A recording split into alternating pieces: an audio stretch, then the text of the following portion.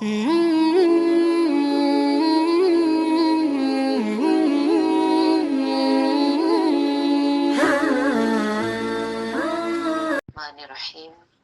Assalamualaikum warahmatullahi wabarakatuh. Alhamdulillahilladzi arsala rasulahu bil huda wa dinil haqq liyuzhirahu 'alad dini kullihi wa kafa billahi syahida. Asyhadu an la ilaha illallah wa asyhadu anna Muhammadan Rasulullah. Allahumma salli ala sayyidina Muhammadin wa ala alihi wa sahbihi ajma'in. Amma ba'du. Yang sama-sama kita hormati guru kita Bapak Ustadz Abdul Razak selaku pimpinan dan pengasuh Majelis Zikir wa Ta'lim Riyadhah Firqatul Mujahidin. Bapak-bapak, ibu-ibu jamaah rahimakumullah.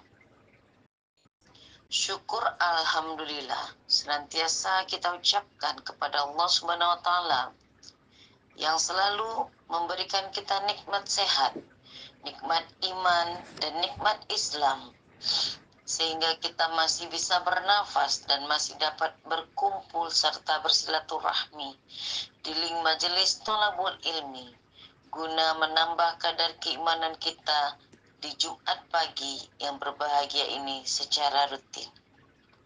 Salawat serta salam kita mohonkan kepada Allah Subhanahu wa taala agar tercurah limpahkan atas junjungan kita, Habibana wa Nabiyana Nabi Muhammad sallallahu alaihi wasallam, kepada keluarga beliau, para sahabat, zuriat, kepada kita semua dan kepada seluruh umatnya hingga akhir zaman. Semoga kita mendapat syafaat beliau di yaumil akhir nanti. Terima kasih kami ucapkan kepada bapak-bapak, ibu-ibu jamaah RFM yang dirahmati Allah, yang selalu hadir dan istiqomah mengikuti kajian di link majelis thalabul ilmi ini. Baiklah bapak-bapak, ibu-ibu jamaah sekalian, di awal acara marilah kita buka dengan mengucapkan basmalah. Bismillahirrahmanirrahim. Selanjutnya kajian kitab Al-Hikam hikmah ke-157 yang berbunyi, berkata pengarangnya Imam Ahmad Ibnu Athaillah As-Sakandari rahimahullah, hazun nafsi fil ma'siyati zohirun jalliyun wa hazzuha fit ta'ati batinun khafiyun alaihi wa mudawatu ma yakhfa sa'bun ilajuh. Andil nafsu dalam perbuatan maksiat tampak jelas, sedangkan andilnya dalam perbuatan taat samar tersembunyi. Mengobati yang tersembunyi itu amatlah sulit.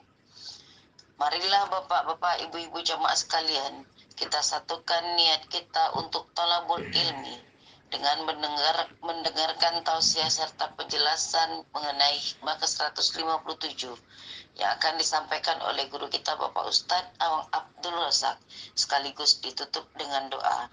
Kepada Bapak Ustadz, waktu dan tempat kita persilakan dengan segala hormat. Assalamualaikum warahmatullahi wabarakatuh. Waalaikumsalam. Bismillahirrahmanirrahim. Alhamdulillahirabbil alamin. Wal aqibatu lil muttaqin wala udwana illa 'alal zalimin. Asyhadu an la ilaha illallah wa asyhadu anna Muhammadan abduhu wa rasuluh. Allahumma shalli wa sallim wa barik ala Sayyidina Muhammad ibn Abdillah wa ala alihi wa sahbihi wa mawalah, amma ba'du. Qala Allah ta'ala, a'udzu billahi minasyaitonir rajim, wasari'u ila maghfiratin min rabbikum wa jannatin arduhas samawati wal ard uiddat lil muttaqin. Shadaqallahul adzim.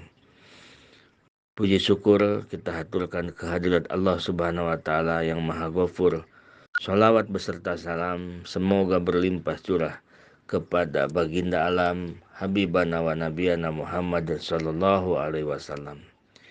Bapak-bapak, ibu-ibu, marilah kita niat mengharapkan ridho Allah dengan thalabul ilmi ini, menghidupkan syiar agama Allah, niatkan dalam hati syukuran atas nikmat akal, syukuran atas nikmat kesehatan, dan mudah-mudahan dengan niat syukuran tersebut Allah Subhanahu wa Ta'ala lebih melimpah-limpahkan keberkahan untuk kita semua. Amin ya Allah ya Rabbal Alamin. Wa ila mu'alifi hadal kitab Syekh Ibnu Athaillah As-Sakandari rahimahullah, nafa'anallahu bihi wa bi ulumihi wa asrarihi. Al-Fatihah. A'udzu billahi minasyaitonir rajim. Bismillahirrahmanirrahim. Alhamdulillahirabbil alamin, arrahmanir rahim, maliki yaumiddin. Iyyaka na'budu wa iyyaka nasta'in. Ihdinas siratal mustaqim. Siratal ladzina an'amta 'alaihim ghairil maghdubi 'alaihim waladdallin. Rabbighfir lana, amin. Ibu-ibu, bapak-bapak jamaah RFM yang dirahmati Allah Subhanahu wa Ta'ala, kita lanjutkan mondok kita, pesantren kita, kajian yang sekarang, yaitu yang hikmah yang ke-157, jilid kedua dalam kitab Hikam, halaman keempat, jilid kedua dalam kitab Hikam. Dari diantaranya ada yang mengatakan hikmah yang ke-157, ada yang mengatakan ke-170. Ini tentang penyakit, yaitu tentang nafsu. Hadun nafsi fil maksiati zahirun jaliun. Andilnya nafsu dalam perbuatan maksiat itu jelas, nampak, semua orang tahu, jelas. Wa hazuha fi ta'ati batinun khafyun. Sedangkan andilnya nafsu dalam perbuatan taat, dalam perbuatan ibadah, itu samar, tersembunyi. Wa ma khafyun alaihi wa mudawatu ma yahfa sa'bun ilajuhu.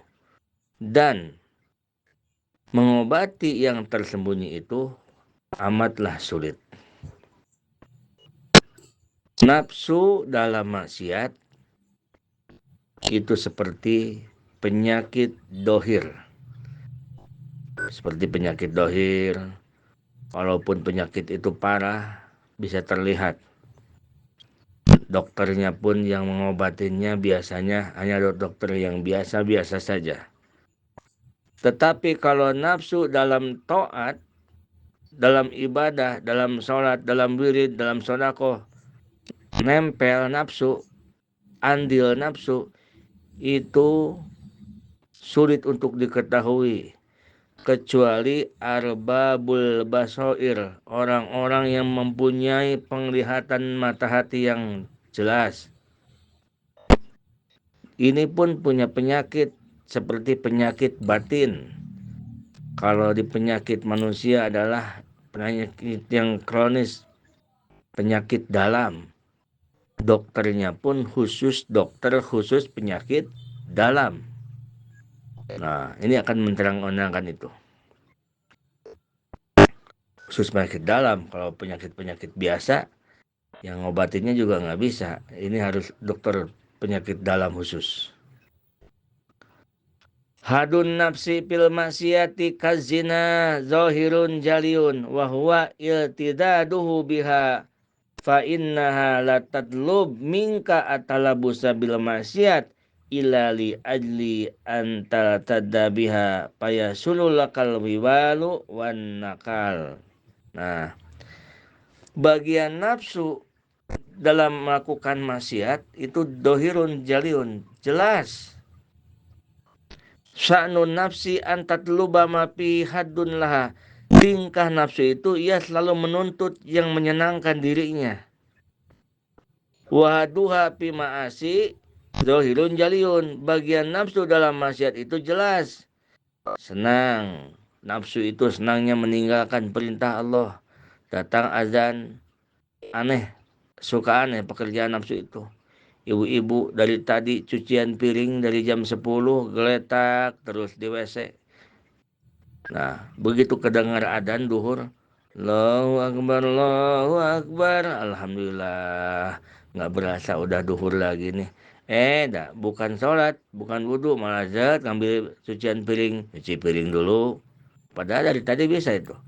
Nah, itu kadang-kadang nafsu nggak tahu kenapa. Bapak-bapak lagi ngerokok, lagi udud, yang suka udud nih. Itu terdengar adzan, alhamdulillah sih, alhamdulillah, tapi ini enak-enaknya rokok nih, tanggung nih.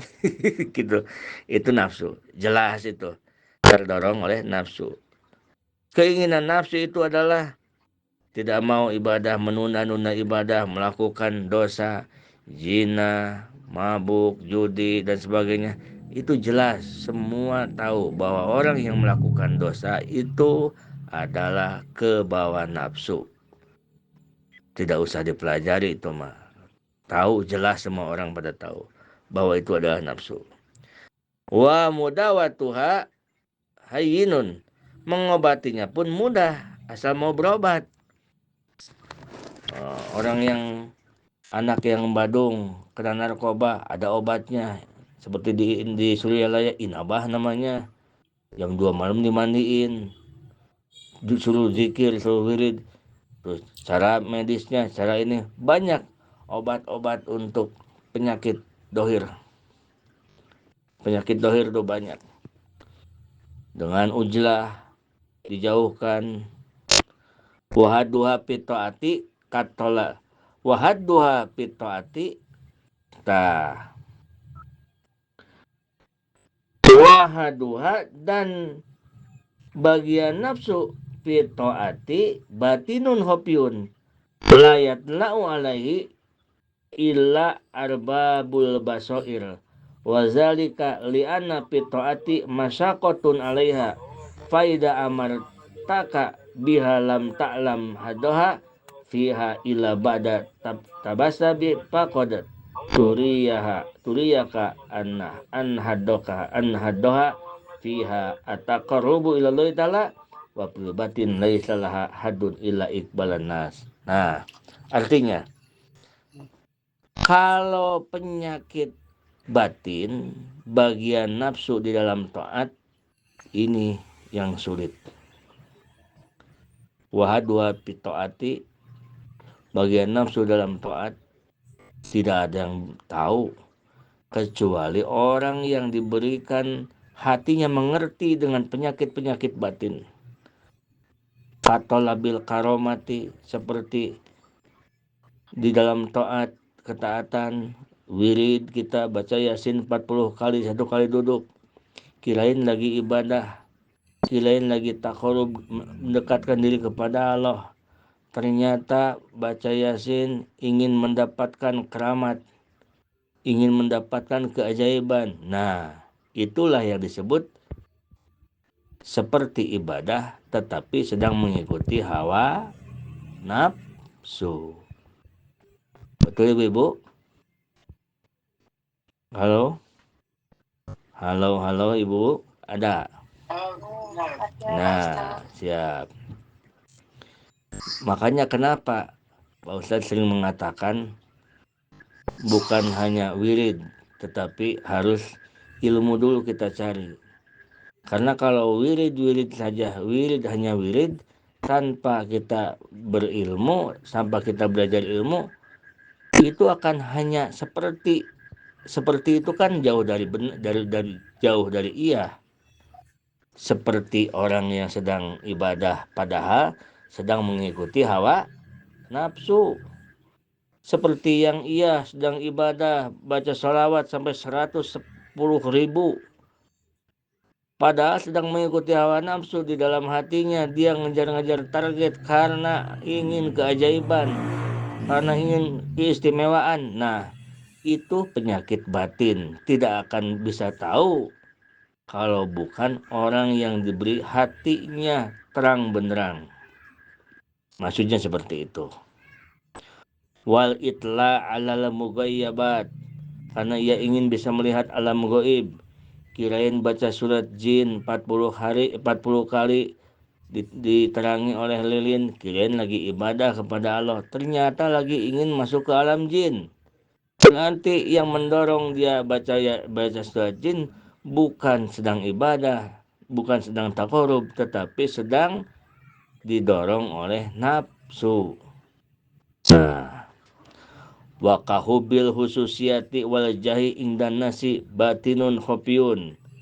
Nah, jadi tolabul karomah itla alal mughayyabat, kahubil hususiyah, kita ibadah kepada Allah tetapi ada keinginan bukan karena Allah. Kita banyak sholawat sehari 1000 karena dorongan semangat, karena ini luar biasa nih, padilahnya luar biasa.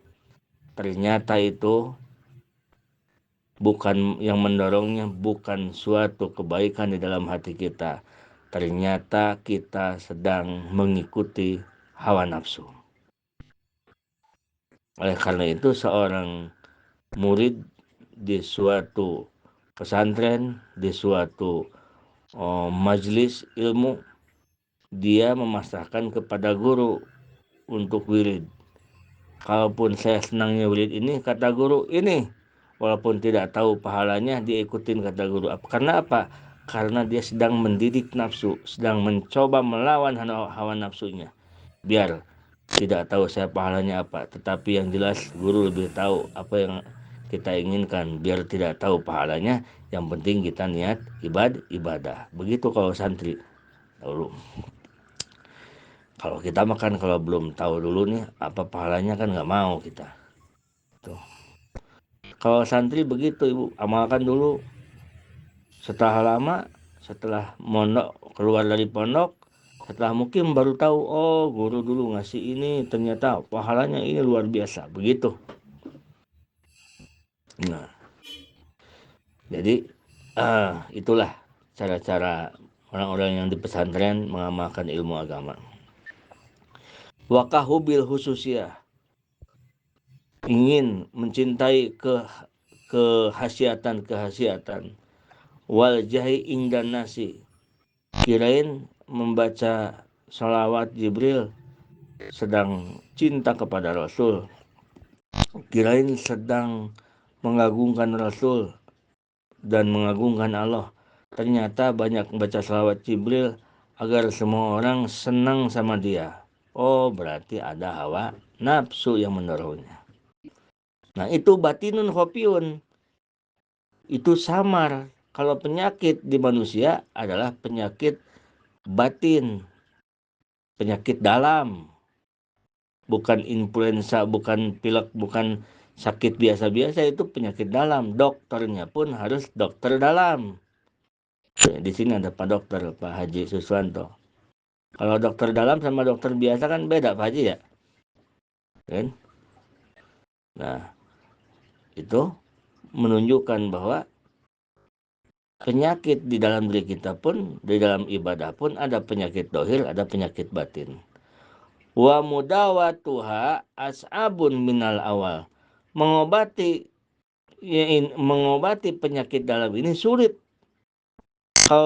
Kalau kita ibadah kepada Allah ingin jadi wali, kita ibadah kepada Allah ingin menjadi punya kedudukan, kita ibadah kepada Allah gambarannya kita baca waqiah tetapi ingin kekayaan. Nah, itu ada satu penyakit lebih sulit dari mengobati yang maksiat dohir, lebih sulit daripada yang mengobati minum arak, yang mengobati mengerjakan penyakit-penyakit dohir. Karena apa? Karena terkadang orang yang melakukannya pun tidak merasa salah dan tidak merasa dia sedang mengikuti hawa nafsu. Jadi bahasanya khofiyun, batinun khofiyun, dalam dan samar. Lianna mudawatul awali yumkinu bil ujlah wal firaru min mawatinil asror. Karena penyakit yang pertama, penyakit dohir, orang yang zina, orang yang ini, ngobatinya dia bisa mudah jika Allah kehendaki, jika Allah berikan hidayah. Itu dengan cara, bisa dengan cara ujlah sugro atau ujlah kubro. Ujlah sugro yaitu menghindar gaul, bercampur hanya dalam kebaikan saja. Dia nggak bergaul umum gitu, nggak hanya dalam hal baik saja bergaulnya, nggak campur baur. Dia pindah bergaul dengan orang yang baik-baik. Nah itu cara ngobatinnya, mudah itu.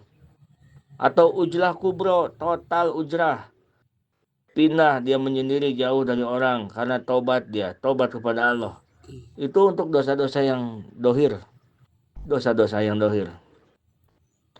Tetapi kalau dosa itu dosa dohir, seperti wabisuh batil ahyar, atau berteman dengan orang-orang yang baik, wabika roti dikri, wasolawati, atau banyakin salawat, banyak dikir. Nah itu untuk ngobatin penyakit yang awal tuh, yaitu yang terbawa nafsu dohir, mudah bisa dengan itu. Tetapi penyakit yang kedua ini, yaitu penyakit bagian nafsu di dalam taat, as'abun, sulit mengobatinya. Bihil lapisani fala yudawihi illa syekhun waliyun mursidun. Beda dengan penyakit yang kedua, yaitu penyakit batin yang membutuhkan dokter dalam. Dalam taat yang didorong oleh nafsu, obatnya kecuali dengan seorang guru wali yang mursyid. Nah, seperti Syekh Ibnu Athaillah. Ini adalah resep obat untuk kita. Syekh Ibnu Athaillah ini resep obat untuk kita. Beliau seorang wali yang mursyid, seorang mursyid thariqah Asadiliyah. Nah, ini yang memimpin kita, yang mengobati kita nih, yang menjadi jalan wasilah menyembuhkan kita. Itulah orang-orang yang punya penyakit batin gitu. Nah, kalau yang di bawah bimbingan seorang Syekhul Mursyid, Waliul Mursyid, wiridnya pun mengikuti bimbingan guru, tidak mengikuti keinginan dirinya. Karena apa? Terkadang yang mengikuti keinginan dirinya dibarengi dengan hawa nafsu, ditunggangi dengan hawa nafsu. Begitu. Bapak-bapak, ibu-ibu jamaah RPM yang dirahmati Allah Subhanahu wa taala. Fal wajibu alal abdi ittihamun nafsihi wa muraqabatuha. Maka wajiblah bagi seorang hamba berburuk sangka kepada nafsunya dan mengintai terus kegiatan nafsunya. Lagi diam, tiba-tiba ada khotor. Khotor itu lintasan ke dalam hati kita. Ada khotor syaitani, khotor nafsani, khotor akli, ada khotor min indi robbi. Ada lintasan-lintasan itu, ada lintasan dari setan yang mengajak terhadap mengerjakan maksiat. Oh, itu udah jelas setan itu membisikkan ke kita, kan suka ada kadang-kadang nih. Udah daripada puyeng-puyeng gak bakalan beres masalah, udah itu aja, ntar juga Allah ampunin. Riba aja lagi, riba gak apa-apa, buat beresin tuh, nutup yang itu dari sini aja pakai riba. Nah itu khatar setan nih. Ada lagi khatar nafsi. Khatar nafsi itu tujuannya suka dunia dan akhirat kadang-kadang. Nah, kalau nafsi itu tujuannya suka dunia, kadang-kadang dunia, kadang-kadang akhirat tujuannya. Kalau khatar akli di akhirat. Nah, kalau khatar min indi robi, melakukan apapun ia taqarrub, hanya mendekatkan diri kepada Allah Subhanahu wa taala. Nah, jadi kita pun harus mengetahui lintasan-lintasan di hati kita ini dari mana asalnya. Kalau kita kuat ingin melakukan sesuatu, nah kita kontrol dulu. Seperti contoh, ada seseorang yang gemar melakukan sedekah. Kalau sedekah dia itu ke orang lain, sedekah ke orang lain gemar senang dia. Apalagi kalau sedekah di banyak orang, senang banget. Sampai ke sohor jadi orang yang dermawan. Tetapi kalau sedekah ke orang tua sendiri, kalau membantu saudara sendiri, sulitnya minta ampun, berat rasanya. Nah, itu pertanda kita sedekahnya terdorong nafsu, bukan karena Allah. Karena kalau mau karena Allah, justru orang tua dan saudara yang kita dulukan. Gitu. Oh, jadi kita kan bisa tahu sekarang. Bisa tahu nih.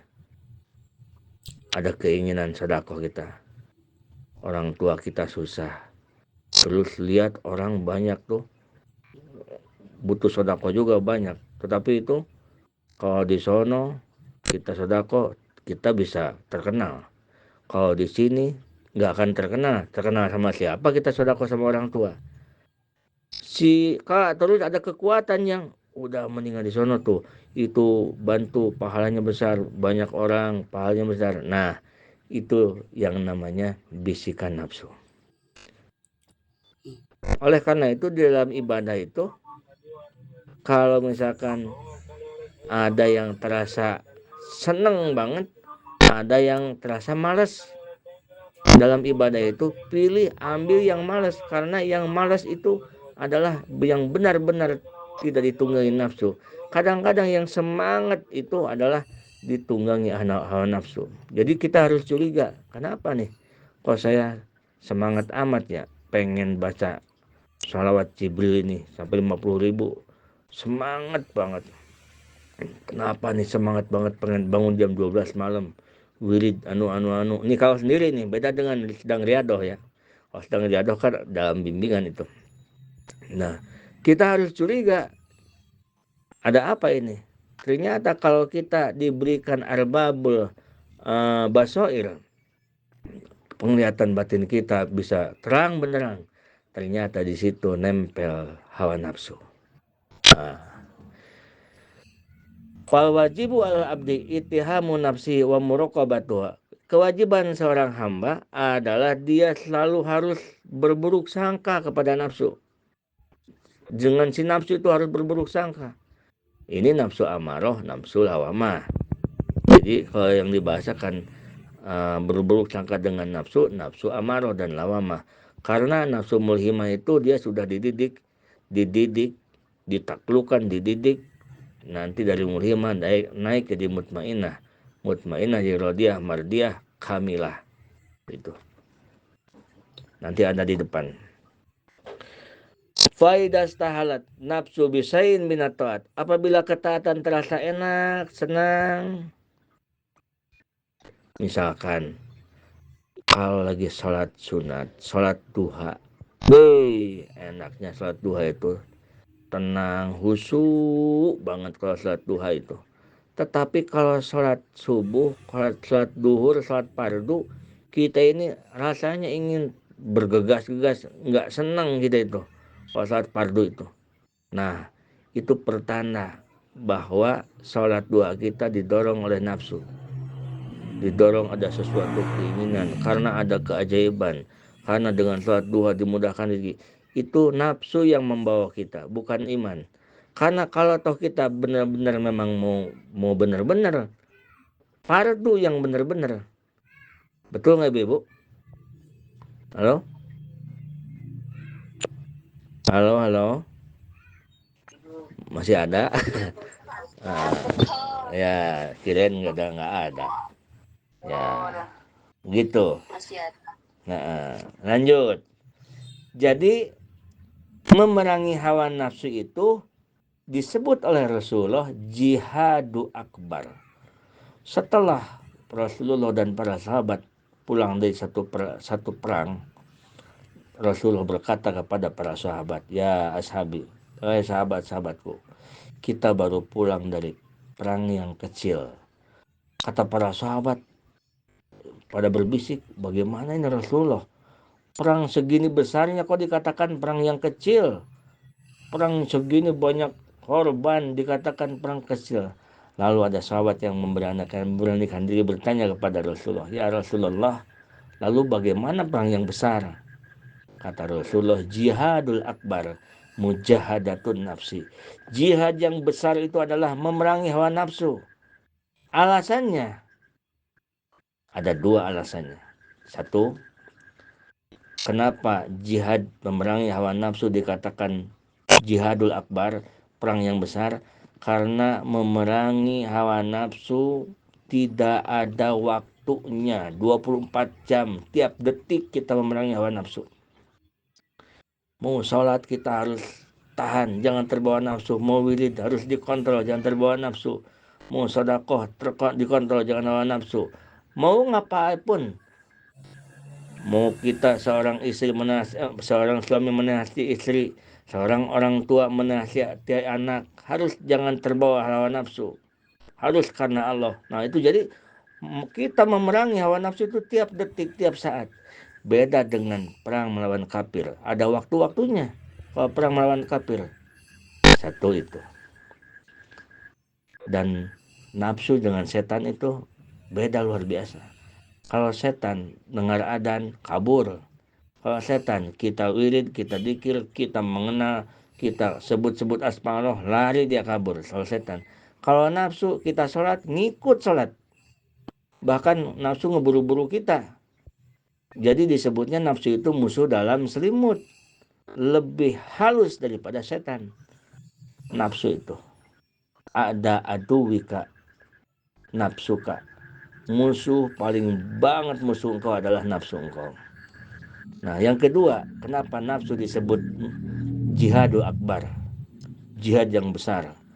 Karena orang yang mati dibunuh kalah dalam perang, gitu kan? Matinya dia mati syahid. Mati syahid kalau melawan kafir, mati syahid, masuk ke surga.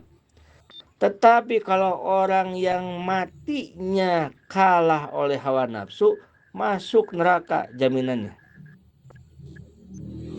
Jadi sangat berbahaya. Sekali lagi, kenapa jihad akbar? Kenapa nafsu termasuk jihad besar? Karena orang yang mati di dalam perang itu matinya dia mati syahid, masuk surga. Tetapi kalau orang yang matinya karena dikalahkan oleh hawa nafsu, masuk ke neraka dia. Jaminannya. Imam Barsiso, seorang ulama yang ilmunya sudah tidak ada tandingnya, sampai terbang melayang-layang. Dia ngajar seorang waliullah, dia ngajar santrinya sampai sudah tidak tertanding ilmunya, tidak ada duanya. Tetapi dihinggapi hawa nafsu, sehingga dia dimasuki nafsu, sehingga begitu meninggal dia su'ul khotimah, tergoda setan karena dibisik hawa nafsu. Nah, udah masuk ke neraka karena diakhiri dengan hidup kufur, diakhiri dengan kekufurannya. Jadi oleh karena itu, itulah disebut memerangi hawa nafsu jihadu akbar. Dua alasannya. Kenapa memerangi hawa nafsu jihadu akbar? Satu, alasannya karena perang dengan hawa nafsu tidak ada batas waktunya, setiap detik 24 jam full, tidak ada kita berhenti memerangi hawa nafsu. Kalau perang melawan kafir ada waktu-waktunya. Gitu. Yang kedua alasannya adalah orang yang mati dalam perang melawan kafir, kita mati jihad fisabilillah, mati masuk surga. Kalau orang yang mati karena dikalahkan oleh hawa nafsu, artinya mati dalam keadaan terbawa nafsunya, gitu. Mati dalam keadaan terbawa nafsunya, itu sudah jaminan neraka Allah Subhanahu wa taala.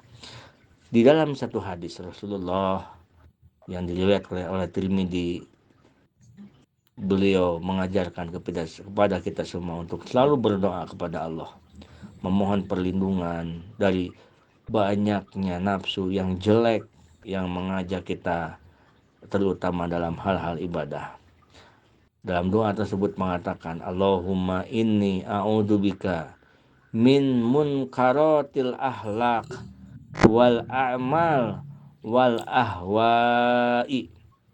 Allahumma inni a'udzubika, ya Allah, aku berlindung kepadamu, ya Allah, min munkaratil akhlaq wal a'mal wal ahwa, dari akhlak, dari amal, dan dari hawa nafsu yang jelek. Kali-kali, bahkan bukan kali-kali, ini yang harus sering kita baca, kita pinta. Jangan kita selalu minta itu aja, itu lagi minta. Dikit-dikit amanah lagi ya Allah, amanah saya. Kali-kali kita minta, bukan kali-kali, memang dianjurkan oleh Rasulullah. Kita minta kepada Allah, ya Allah. Nah, ini baru permintaan yang bagus karena diperintah. Karena kita memerangi hawa nafsu itu sulit. Allahumma inni a'udzubika min munkaratil akhlaq wal a'mal wal ahwa. Ya Allah, aku berlindung kepada Engkau, ya Allah, dari akhlak yang buruk, dari amal-amal yang buruk, dari hawa nafsu yang buruk. Aku berlindung, ya Allah. Aku tidak punya kekuatan, aku tidak mampu melayani mereka. Tolonglah aku, ya Allah. Itu doa yang diajarkan kepada kita semua. Alhamdulillahirabbil alamin. Hadanallahu wa iyyakum ajmain. Assalamualaikum warahmatullahi wabarakatuh.